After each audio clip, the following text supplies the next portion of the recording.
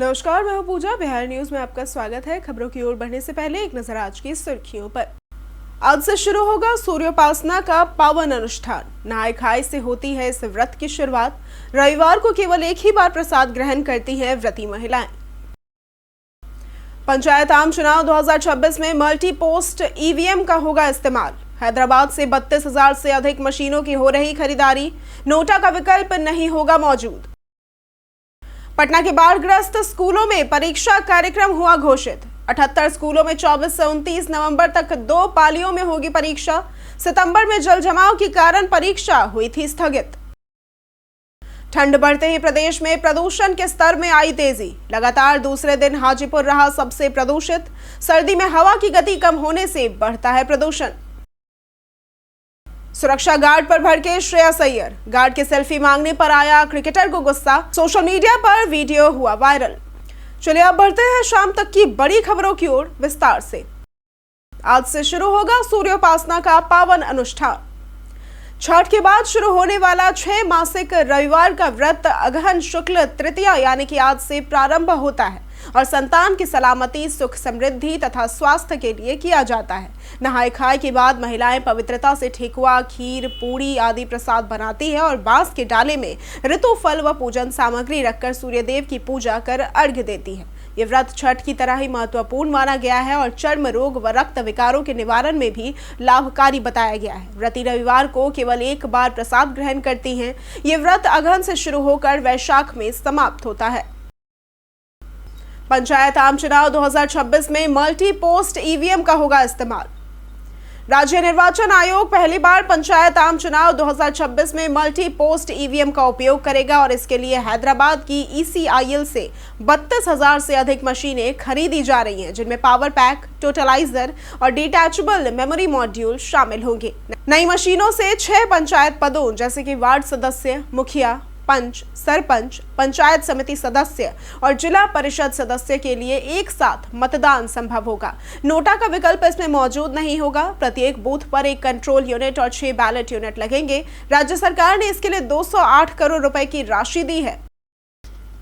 पटना के बाढ़ग्रस्त स्कूलों में परीक्षा कार्यक्रम हुआ घोषित। पटना जिले के बाढ़ प्रभावित 78 स्कूलों में अर्धवार्षिक परीक्षा 24 से 29 नवंबर तक 2 पालियों में आयोजित होगी। 23 और 28 नवंबर को शैक्षिक गतिविधियों का समेकन किया जाएगा। पहली पाली 10 से 12 बजे और दूसरी पाली 1 से 3 बजे तक होगी। 24 नवंबर को पर्यावरण अध्ययन व सामाजिक विज्ञान 25 को अंग्रेजी, 26 को हिंदी व उर्दू व गणित, 27 को गैर हिंदी भाषियों के लिए द्वितीय भाषा हिंदी व गणित और 29 को हिंदी या उर्दू व संस्कृत की परीक्षा ली जाएगी। सितंबर में जल जमाव के कारण यह परीक्षा स्थगित की गई थी। राज्य में बंद चीनी मिलों को खोलने की तैयारियां हुई शुरू। नए गन्ना उद्योग मंत्री संजय कुमार ने पदभार संभालते हुए कहा कि बंद पड़ी चीनी मिलों को फिर से चालू करना उनकी प्रमुख प्राथमिकता है। उन्होंने बताया कि मुख्यमंत्री नीतीश कुमार के नेतृत्व में गन्ना किसानों के कल्याण के लिए प्रक्रियाओं को तेज, पारदर्शी और तकनीक आधारित बनाया जाएगा। मिलों की स्थिति की विस्तृत समीक्षा कर आवश्यक कदम उठाए जाएंगे। मंत्री ने समय पर ईख मूल्य भुगतान, उत्पादन प्रक्रिया में सुगमता और मिल संचालन में जवाबदेही सुनिश्चित करने के निर्देश दिए हैं। उन्होंने नवाचार, तकनीकी पारदर्शिता और जमीनी निगरानी को मजबूत कर योजनाओं का लाभ सीधे किसानों तक पहुंचाने पर जोर दिया। राज्य में मानक पूरा करने वाले मदरसों को ही मिलेगा अनुदान। बिहार सरकार ने पटना उच्च न्यायालय के आदेश के बाद अराजकीय प्रस्वीकृत मदरसों को सशर्त अनुदान देने की नई व्यवस्था लागू की है। जिला त्रिस्तरीय समिति की जांच में मानक पूरा न करने पर 124 मदरसों की प्रस्वीकृति रद्द कर दी गई, जबकि केवल 17 मदरसे अर्ह पाए गए। अनुदान केवल आवश्यक दस्तावेज और मानक पूरा करने पर ही मिलेगा। मदरसों की संबद्धता, प्रस्वीकृति और अनुदान अनुशंसा का अधिकार बिहार राज्य मदरसा बोर्ड को दिया गया है। इसके साथ ही केंद्र की मदरसा आधुनिकीकरण योजना और राज्य की मदरसा सुदृढ़ीकरण योजना के क्रियान्वयन की निगरानी जिला अधिकारी की कमेटी करेगी। पाटलिपुत्र विश्वविद्यालय में PhD कोर्स शुल्क वृद्धि को मिली स्वीकृति।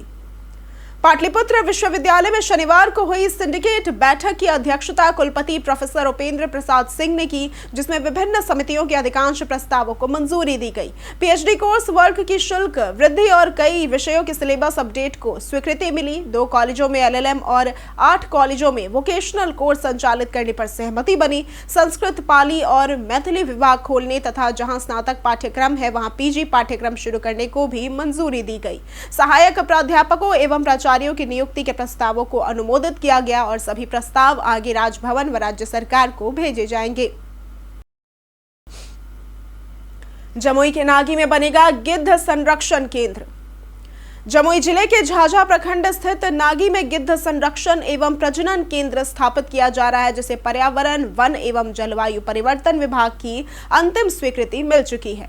हाल ही में नागी जलाशय क्षेत्र में हिमालयन गिद्ध का आगमन देखा गया था। देश में गिद्ध की 9 प्रजातियां पाई जाती है, जिन्हें IUCN ने दुर्लभ व विलुप्त प्राय घोषित किया है। दर्द निवारक दवाओं से युक्त मृत मवेशियों का मांस खाने से इनकी संख्या 1999 के बाद तेजी से घटी है। केंद्र में सुरक्षित भोजन, संरक्षण और प्रजनन की वैज्ञानिक व्यवस्था की जाएगी, जिससे गिद्धों की संख्या बढ़ाई जा सके। पटना डीटीओ ने छात्रों के लिए सुरक्षा कार्यक्रम किया अनिवार्य। पटना के डीटीओ ने सुप्रीम कोर्ट कमेटी और मॉर्थ के निर्देशों के तहत जिले के सभी शिक्षण संस्थानों में सड़क सुरक्षा जागरूकता कार्यक्रम अनिवार्य किया है। स्कूल, कॉलेज और कोचिंग संस्थानों को सड़क पार करने के सुरक्षित तरीके, पैदल चलने के नियम, हेलमेट का महत्व, यातायात नियमों का पालन, जोखिम पहचान तथा दुर्घटना के समय प्राथमिक उपचार जैसे विषयों पर सत्र आयोजित करने होंगे। इन कार्यक्रमों को उम्र के अनुसार रोचक और सहभागिता पूर्ण बनाने पर जोर दिया गया है। विभाग ने संस्थानों से सक्रिय सहयोग की अपील की है और जरूरत पड़ने पर मार्गदर्शन उपलब्ध कराने की बात कही है।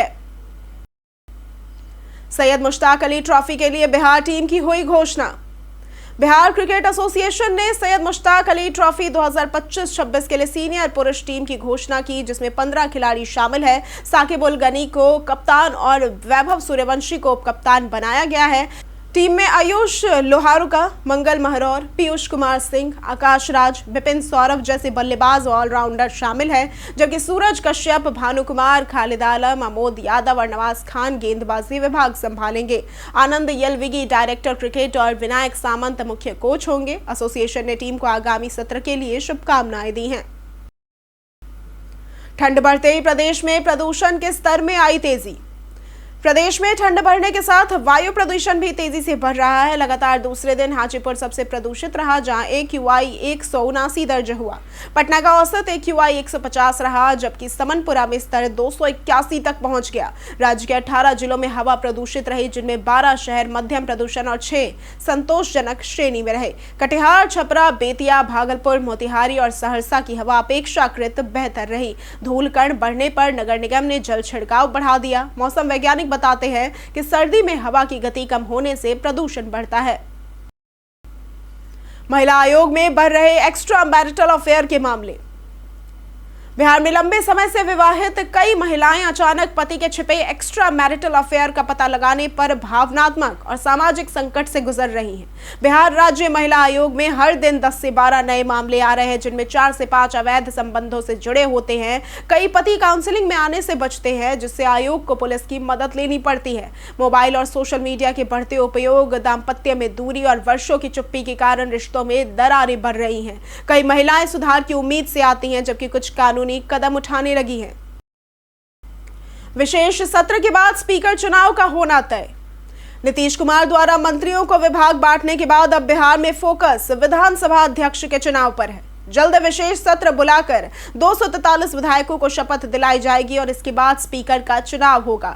बीजेपी और जदयू दोनों अपने दावेदारों बीजेपी से प्रेम कुमार और जदयू से दामोदर रावत को आगे बढ़ा रहे हैं। ये पद सत्ता संतुलन और विधानसभा संचालन के लिए बेहद महत्वपूर्ण माना जा रहा है। पिछली बार स्पीकर बीजेपी और उपाध्यक्ष जदयू से थे। अंतिम निर्णय एनडीए बैठक और नीतीश कुमार के संकेतों पर निर्भर करेगा।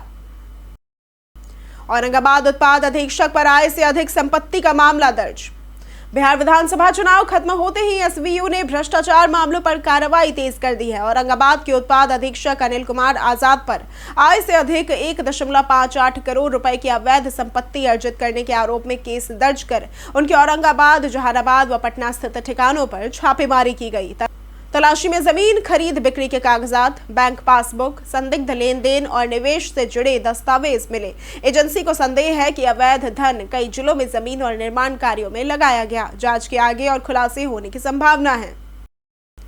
बिहार में सिम बॉक्स ठगी मामलों की सीबीआई करेगी जांच। बिहार के ग्रामीण इलाकों में सिम बॉक्स के जरिए चल रहे अवैध टेलीफोन एक्सचेंज और साइबर ठगी के मामलों की जांच अब सीबीआई करेगी। राज्य सरकार और ईओयू द्वारा सभी केस सीबीआई को सौंप दिए गए हैं और अगले हफ्ते सीबीआई की आर्थिक अपराध शाखा पटना आकर नई एफआईआर दर्ज करेगी। हाल के महीनों में सुपौल, भोजपुर, मोतिहारी, समस्तीपुर, पूर्णिया और वाराणसी समेत कई जगहों से सिम बॉक्स बरामद हुए और कई गिरफ्तारियां भी हुई, जबकि गिरोह का सरगना अभी भी फरार है। जांच में हजारों फर्जी सिम खरीद और कई राज्यों से ठगी के मामलों का खुलासा हुआ है। सुरक्षा गार्ड पर भड़के श्रेयस अय्यर। भारतीय बल्लेबाज श्रेयस अय्यर का एक वीडियो वायरल हो रहा है जिसमें फैंस की भीड़ में फंसे अय्यर एक सुरक्षा गार्ड पर भड़कते नजर आए क्योंकि वो सेल्फी मांग रहा था। अय्यर फिलहाल खेल से बाहर है और उन्हें ऑस्ट्रेलिया के खिलाफ सिडनी ओडीआई में कैच लेते समय प्लीहा में गंभीर चोट लगी थी, जिसके कारण उन्हें कम से कम 4 महीने आराम करना होगा। इस बीच प्रीति जिंटा ने शशांक की जन्मदिन पार्टी की तस्वीरें शेयर की जिसमें अय्यर भी नजर आए और उनकी रिकवरी पर खुशी जताई गई। संभव है कि वो जनवरी के न्यूजीलैंड सीरीज मिस करें। बीते दिन हमारे द्वारा पूछे गए सवाल का जवाब आप लोगों में से बहुत लोगों ने हमारे कमेंट सेक्शन में लिख कर दिया है। जिन्होंने हमारे द्वारा पूछे गए सवाल का जवाब दिया है उनके नाम हैं लक्ष्मी मेहता, विजय सिंह, अमरनाथ सिंह, संजीव कुमार, अनवर करीम खान, अंकित शर्मा, राम बाबू दास, फूलचंद कुमार, अजहर अंसारी, नंदन कुमार, अभय कुमार सिंह, रवि मोहन वर्मा, रंजीत मिश्रा, मनोज पासवान, रोहित कुमार, अजय भारती, अजय शर्मा, राजकिशोर महतो, शिव शक्ति, पप्पू चौहान, दीपक कुमार, नीरज कुमार, अमित पासवान, अर्जुन राम, रघुनाथ कुमार, मनोज कुमार दास और मनीष कुमार। इसी के साथ बढ़ते हैं आज के सवाल की ओर। आज का सवाल है, आपके क्षेत्र में प्रदूषण की क्या स्थिति है? आप अपना जवाब हमें हमारे कमेंट सेक्शन में लिखकर जरूर बताएं। आज के लिए सिर्फ इतना ही। बिहार की तमाम खबरों के साथ बने रहने के लिए देखते रहें बिहारी न्यूज और साथ ही अगर आप यूट्यूब चैनल पर देख रहे हैं तो चैनल को सब्सक्राइब करें और अगर आप फेसबुक पेज पर देख रहे हैं तो लाइक और फॉलो जरूर करें।